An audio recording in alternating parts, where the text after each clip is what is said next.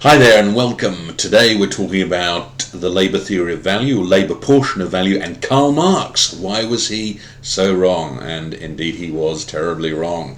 Mainly because he had moral concerns, which were fine, understandable, but then he went off in the wrong direction. However, let's talk about the labour portion of value before we get back to our friend Karl. From Aristotle to Adam Smith, labour has been considered the sacred form of property of the human being. It's your labour with your hands, your legs, whatever, your body, therefore it's your property. Therefore you create a lot of value with it. However, unfortunately, Karl Marx tried to say that labour is the only form of value. It only creates the only form of value in workers creating widgets, carpentry items, or catching food, or hunting, or making food, so on and so forth, whatever. He accepted there were some exceptions, paintings and land. Didn't really explain them, of course, because his theory doesn't work. But I think the main thing to realise about Karl Marx is that even though Adam Smith had an inkling of the fact that you improve over time with specialisation, just doing one thing, doing it better and better and better, Smith knew this back in the 1700s. 1776 he came out with The Wealth of Nations, Inquiry into the Wealth of Nations.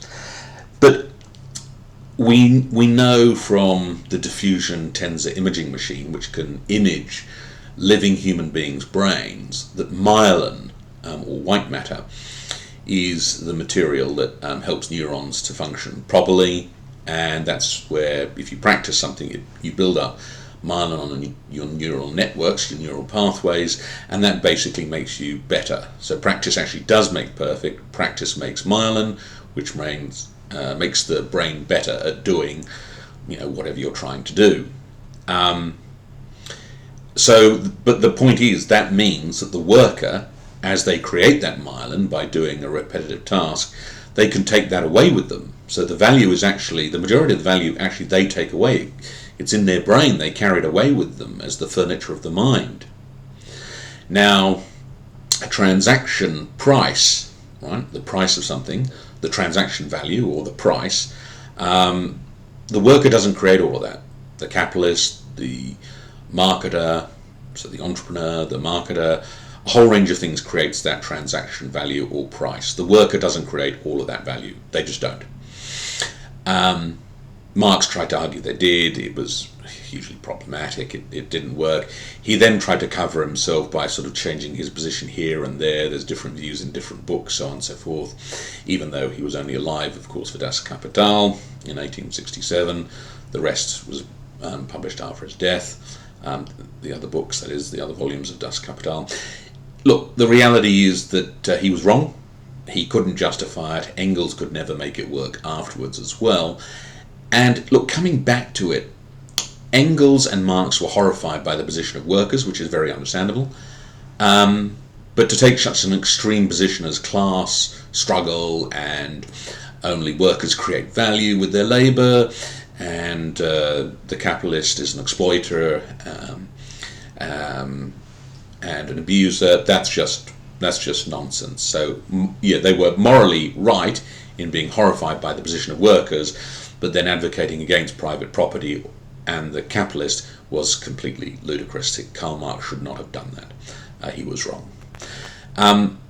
Finally, and this is potentially the most interesting point, especially for communists and Marxists and everyone on the left who is by definition confused, workers don't want to control the means of production.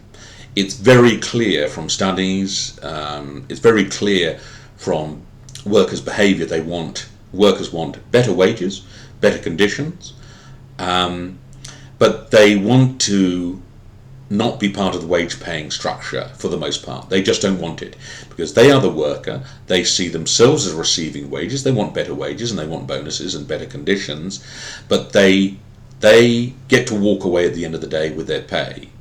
So what they want is to walk away with their pay and better pay and a bonus and better conditions. They do not want to inherit the wage-paying structure. They don't want to be the entrepreneur. They don't want to be part of that. They want to be the other side of the table, being the recipient as the worker of the wages. They don't want to be the other side of the table and part of the wage-paying structure.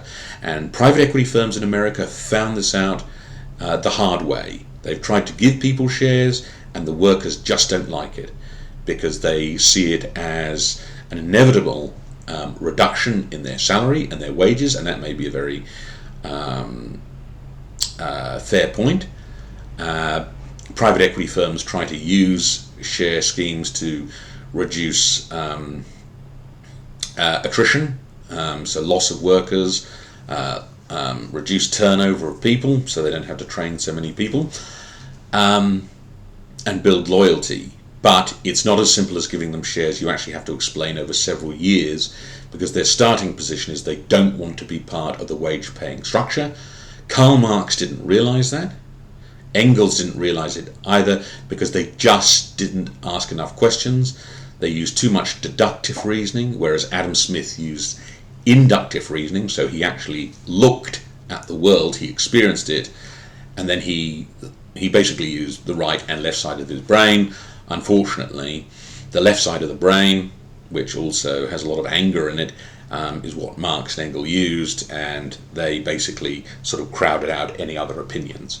And it was very unfortunate, because what they came up with was quite wrong and quite damaging for a lot of people. So there's some interesting facts there. Please contact me at andrew@keops.au. That's andrew@keops.au. Love to know what you think.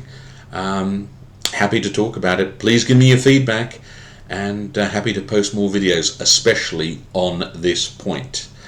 The labour portion of value, and Karl Marx, why he was so wrong.